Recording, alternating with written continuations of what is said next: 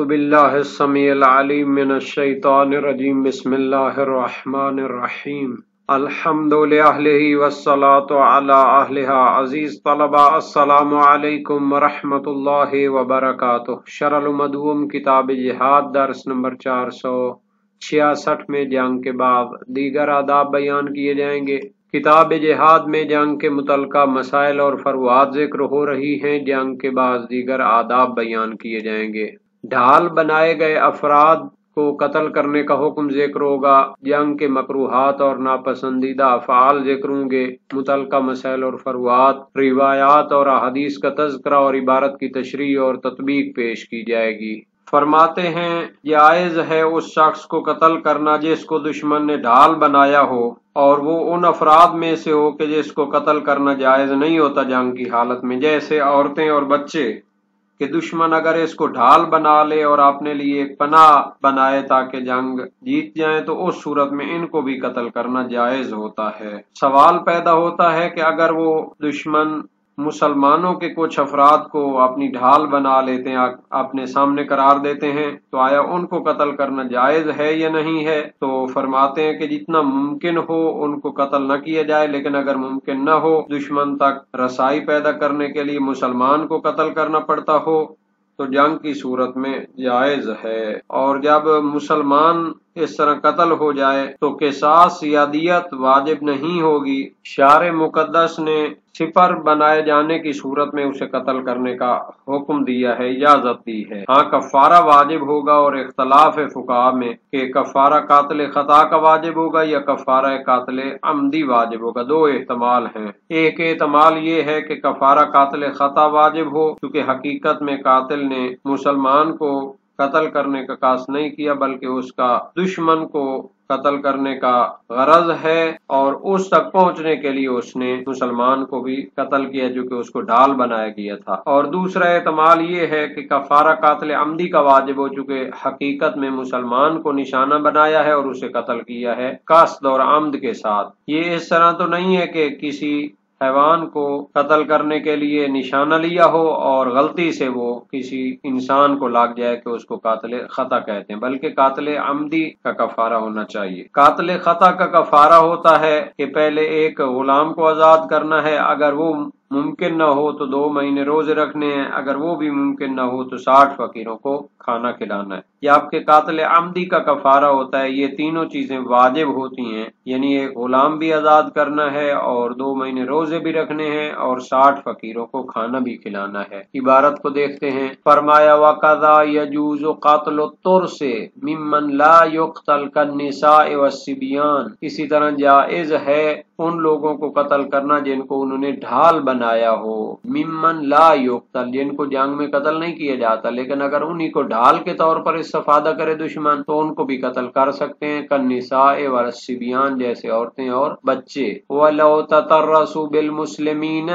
كُفَّ عَنْهُمْ مَا أَمْكَنَ وَمَعَ التَّعَذُّرِ بِأَنْ لَا يُمْكِنَ التَّوَسُّلُ إِلَى الْمُشْرِكِينَ إِلَّا بِقَتْلِ الْمُسْلِمِينَ فَلَا قَوَدَ وَلَا دِيَةَ۔ اب سوال پیدا ہوتا ہے کہ اگر مسلمانوں کو وہ ڈھال بنا لیتے ہیں تو ان سے اجتناب کیا جائے گا، ما امکن، جتنا ممکن ہو ان کو قتل کرنے سے پرہیز کیا جائے، وَمَعَ التَّعَذُّرِ، لیکن اگر ممکن نہ ہو، بِأَنْ لَا يُمْكِنَ التَّوَسُّلُ إِلَى الْمُشْرِكِينَ، کہ دشمنوں تک رسائی حاصل کرنا ممکن نہ ہو، الا بقاتل المسلمین، مگر ان مسلمانوں کو بھی قتل کرنا پڑے کہ جو درمیان میں ڈھال بنائے گئے ہیں، فلا قود ولا دیت، تو اس کا قصاص اور اس کی دیت واجب نہیں ہوگی، کیونکہ یہ جنگ کے اضطراری احکام میں سے ہے۔ شارع نے اجازت دی ہے کہ جب ان کو ڈھال بنایا گیا ہے اور اس کے علاوہ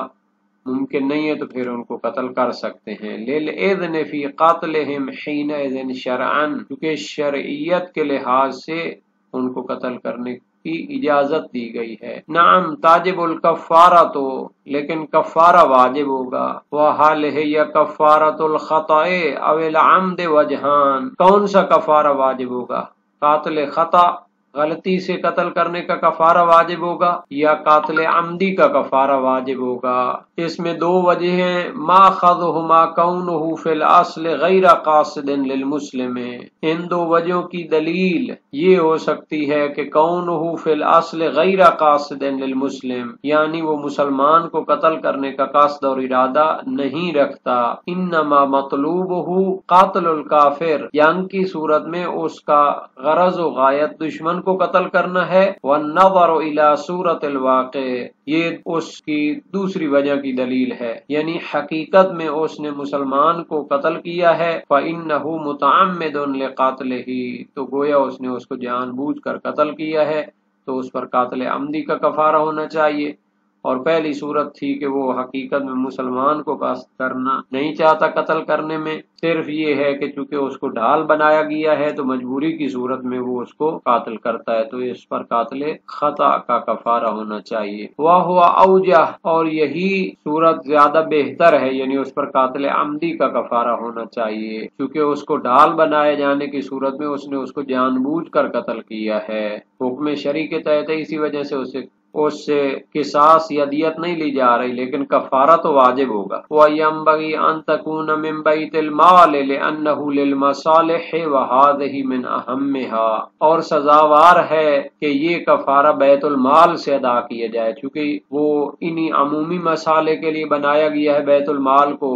اور یہ اہم ترین مصالح میں سے ہے کہ اگر جنگ میں اضطراری طور پر جب ڈھال بنا لیتے ہیں مسلمانوں کو تو ان کو قتل کر سکتے ہیں، لیکن ان کا جو کفارہ ہے وہ بیت المال سے دیا جائے۔ وَلِأَنَّ فِي إِيجَابِهَا عَلَى الْمُسْلِمِ إِضْرَارًا يُوجِبُ التَّخَاذُلُ عَنِ الْحَرْبِ لِكَثِيرٍ، نیز اس لیے بھی کہ اگر ہم اس مسلمان سپاہی پہ کفارہ واجب کریں تو یہ اس کے لیے ضرر کا موجب بنتا ہے، جو کہ بہت سے مواقع پر جنگ سے سستی کا سبب بن سکتا ہے، کیونکہ اگر دشمنوں نے مسلمانوں کو سپر بنایا ہو اور ڈھال بنایا ہو تو جو مسلمان سپاہی ہے وہ اس کو قتل کرنے سے پھر ڈرے گا، چونکہ اس کے اپنے ذمے کفارہ واجب ہوتا ہے اور وہ جنگ میں شریک نہیں ہوگا، تو اس سے جنگ پھر ہار جائیں گے۔ وَيُكْرَهُ التَّبْيِيتُ وَهُوَ النُّزُولُ عَلَيْهِمْ لَيْلًا وَالْقِتَالُ قَبْلَ الزَّوَالِ بَلْ بَعْدَهُ لِأَنَّ أَبْوَابَ السَّمَاءِ تُفْتَحُ عِندَهُ وَيَنزِلُ النَّصْرُ وَتُقْبِلُ الرَّحْمَةُ وَيَنبَغِي أَن تَكُونَ بَعْدَ صَلَاةِ الظُّهْرَيْنِ، جنگ کی حالت میں کچھ چیزیں مکروہ ہوتی ہیں، ان میں سے ایک ہے تبییت یعنی شب خون مارنا، وَهُوَ النُّزُولُ عَلَيْهِمْ لَيْلًا یعنی رات کے وقت ان پر حملہ آور ہونا، تو یہ مکروہ ہے، ناپسندیدہ ہے۔ وَالْقِتَالُ قَبْلَ الزَّوَالِ، اور ظہر سے پہلے جنگ شروع کرنا یہ مکروہ ہوتا ہے، بل بعدہ بلکہ اس کے بعد جنگ شروع کرنی چاہیے، لأن أبواب السماء تفتح عندہ کیونکہ اس وقت آسمان کے دروازے رحمت کے دروازے کھول دیے جاتے ہیں، وَيَنزُلُ النَّصْرُ اور اللہ تعالی کی طرف سے مدد نازل ہوتی ہے، وَتُقْبِلُ الرَّحْمَةُ اور رحمت متوجہ ہوتی ہے اور شامل حال ہوتی ہے، وَيَنبَغِي أَن يَكُونَ بَعْدَ صَلَاةِ الظُّهْرَيْنِ بلکہ سزاوار ہے کہ نماز ظہرین کے بعد جنگ کی جائے، وَلَوْ اضْطُرَّ إِلَى الْأَمْرَيْنِ زَالَتْ لیکن اگر ان دو میں سے کسی ایک امر کا اضطرار اور مجبوری ہو، یعنی کہ مجبوری کی صورت میں رات کو حملہ کرنا پڑے یا ظہر سے پہلے جنگ کرنی پڑے، چونکہ مسلمانوں کو خطرہ ہے کہ اگر ظہر تک صبر کریں تو دشمنوں کی مدد پہنچ جائے گی اور پھر اس صورت میں مسلمانوں کے لیے زیادہ خطرہ ہے، تو اس صورت میں کراہت بھی نہیں رہے گی، زالت یعنی کراہت ختم ہو جائے گی۔ وَأَن يُعَرْقِبَ الْمُسْلِمُ الدَّابَّ وَلَوْ وَقَفَتْ بِهِ أَوْ أَشْرَفَ عَلَى الْقَتْلِ وَلَوْ رَأَى ذَلِكَ صَلَاحًا زَالَتْ كَمَا فَعَلَ جَعْفَرٌ بِمُؤْتَةٍ، جنگ کے مکروہات میں سے تیسرا مکروہ یہ ہے کہ مسلمان اپنی سواری کے جانور کی ٹانگیں کاٹے یا پونچیں کاٹے، ایڑی کے اوپر کا پٹھا کاٹے، تو یہ مکروہ اور ناپسندیدہ ہے۔ ارقبہ لغت میں طے کرنے کے معنی میں ہوتا ہے، یعنی اس کی ٹانگیں کاٹنا، جبکہ بعض حاشیہ نگاروں نے مراد لیا ہے کہ صرف ٹانگیں کاٹنا مراد نہیں ہے بلکہ ہر قسم کا اس کو زخم دینا، حتیٰ اس کا پیٹ کاٹنا یا کوئی بھی زخم جو اس کو قتل کر دے تو یہ مکروہ ہوگا۔ وَلَوْ وَقَفَتْ بِهِ اگرچہ کہ وہ سواری کا جانور مسلمان کو روک دے،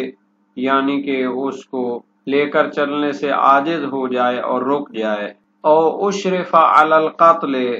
یا کہ مسلمان زخموں کی وجہ سے شہید ہونے کے قریب ہو، تب بھی اس کا اپنے جانور کو طے کرنا اور اس کی کوچے کاٹنا یہ مکروہ ہوتا ہے۔ وَلَوْ رَأَى ذَلِكَ صَلَاحًا، لیکن اگر وہ اس چیز کو جنگ کے لیے مفید سمجھتا ہو اور اس کی ثواب دید یہ ہو کہ اس کی میں ٹانگیں کاٹ دیتا ہوں تو دشمن اسے استفادہ نہیں کر سکے گا، تو زالت وہ کراہت ختم ہو جائے گی، کما فعل جعفر، جیسا کہ حضرت جعفر طیار نے موتا کے مقام پر اسی طرح کیا تھا۔ موتا جو ہے یہ شام کی سرحد کے قریب ایک جگہ کا نام ہے، یہاں پر حضرت جعفر طیار کو شہادت حاصل ہوئی تھی۔ اس کا خلاصہ یہ ہے کہ نبی اکرم نے ہجرت کے 8ویں سال حارث بن عمیر ازدی کو ایک خط دے کر کسرا کے بادشاہ کے پاس بھیجا۔ جب وہ موتا کے مقام پر پہنچے تو شرحبیل بن عمرو غسانی ان کے پاس آئے اور پوچھا کہ کہاں جا رہے ہو؟ انہوں نے کہا شام جا رہا ہوں۔ تو اس نے کہا محمد کے پیغام لے کر آ رہے ہو؟ تو کہا ہاں۔ پس اس نے نبی اکرم کے پیغام لانے والے کو باندھنے کا حکم دیا اور ان کو گردن اڑا دی۔ جب یہ واقعہ نبی اکرم کو پہنچا تو بہت غمگین ہوئے اور لشکر کو بھیجا۔ شیخ طوسی نے زہری سے روایت کی ہے، جب جعفر بن ابی طالب جعفر طیار بلاد حبشہ سے واپس آئے تو نبی اکرم نے ان کو جنگ موتا کے لیے بھیجا اور ان کے ساتھ زید بن حارثہ اور عبداللہ بن رواحہ بھی بھیجے گئے تھے۔ جب یہ بلقا کے مقام پر پہنچے تو روم اور عرب کے لشکروں نے ایک دوسرے سے ملاقات کی۔ مسلمان موتا کی طرف مڑ گئے اور وہاں پر جنگ ہوئی۔ سب سے پہلے علم زید بن حارثہ نے لیا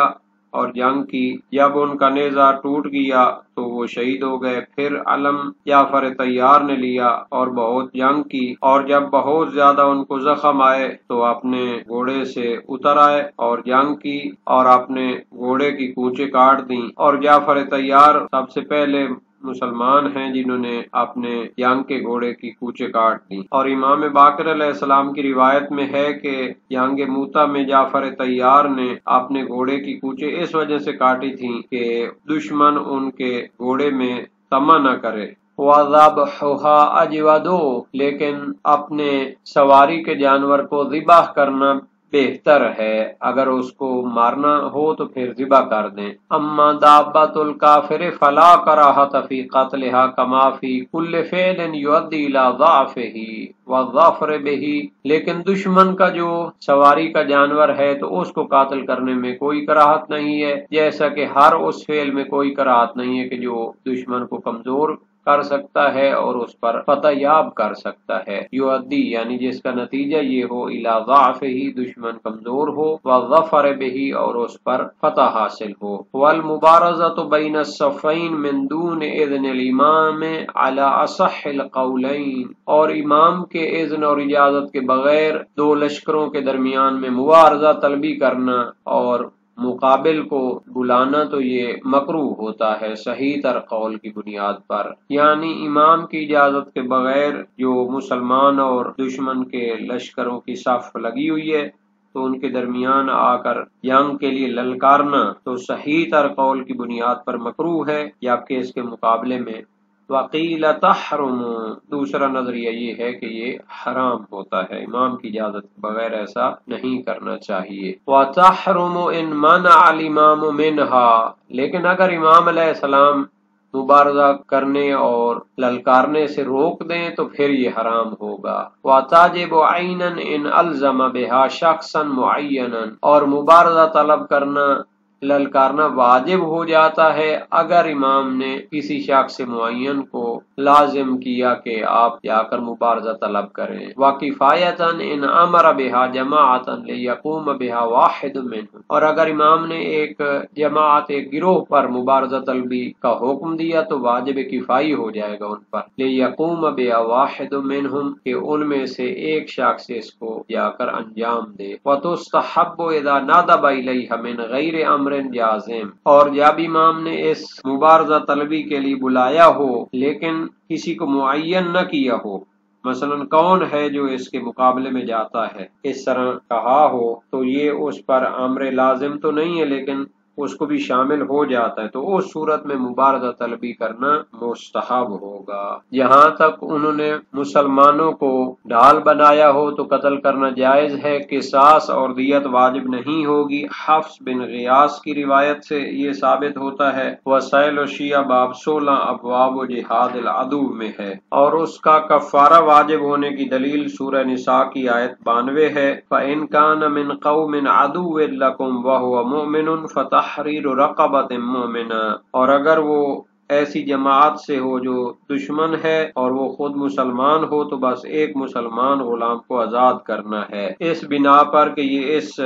مورد کو بھی شامل ہے اور اس کے مساوی ہے۔ اور محقق ہلی نے مختصر النافع میں اور علامہ ہلی نے تحریر الاحکام میں تردد کا اظہار کیا ہے، اور شہید ثانی نے یہاں فرمایا کہ کفارہ بیت المال سے ہوگا، جبکہ فاضل یعنی علامہ ہلی اور شہید اول اور مقداد فاضل سیوری اسے اسی جنگجو پر واجب کرتے ہیں جیسا کہ آیت سے بھی ظاہر ہے، اور شہید ثانی نے مسالک میں اور یہاں بھی بیت المال سے قرار دیا ہے، اور صاحب جواہر نے اسی نظریے کو تقویت کی ہے۔ اور رات کو حملہ کرنے کی کراہت کے بارے میں عباد بن صہیب کی روایت ہے امام صادق علیہ السلام سے، ما بیت رسول اللہ عدوا قط لیلان، وسائل وشیہ باب 17 ابواب و جہاد العدو میں ہے کہ نبی اکرم نے کبھی بھی دشمن پر رات کو حملہ نہیں کیا، لیکن اگر مجبوری ہو تو جائز ہوگا جیسا کہ صاحب جواہر الکلام نے فرمایا ہے، اور اس کی دلیل غیر شیعہ منابع سے نبوی روایت ہے۔ شن رسول اللہ صلی اللہ علیہ وآلہ وسلم الغارہ علی بنی مصطلق لیلان، جواہر الکلام جلد 21 صفحہ 82۔ اور زوال سے پہلے بھی حملہ کرنا مکروہ ہے بلکہ اس کے بعد حملہ کرنا چاہیے، تو اس کے لیے یحییٰ بن ابی علا کی روایت ہے امام صادق علیہ السلام سے، اور امیر المومنین علیہ السلام کی سیرت جنگ کے حوالے سے ناقل کی گئی ہے۔ وسائل و شیعہ باب 17 ابواب و جہاد العدو میں ہے۔ اور نماز ظہرین کے بعد جنگ شروع کرنا تو یہ بہت سے فقہا نے صراحت کی ہے، اور صاحب جواہر نے بھی یہی فرمایا ہے۔ اور سواری کے جانور کو پے کرنا، اس کی کونچے کاٹنا، پاؤں کاٹنا تو یہ مکروہ ہے جب اس پر موقوف نہ ہو۔ اس پر سکونی کی روایت امام صادق علیہ السلام سے نبی اکرم صلی اللہ علیہ وآلہ وسلم کا فرمان ناقل کیا ہے۔ وسائل و شیعہ باب 52 ابواب احکام دواب، اور مبارزے کے حوالے سے بھی شیخ طوسی، علامہ حلی اور شہید اول نے کراہت کا نظریہ اختیار کیا ہے، اور ابو صلاح حلبی نے اسے حرام قرار دیا ہے، اور اس میں جو روایت ہے وہ عمرو بن جمیع کی ہے امام صادق علیہ السلام سے۔ تو سئل عن المبارزہ بین الصفین بغیر اذن الامام فقال لا بأس ولكن لا يطلب الا باذن الامام۔ وسائل و شیعہ باب 31 ابواب جہاد العدو، اور نہج البلاغہ کی روایت بھی اس پر دلالت کرتی ہے۔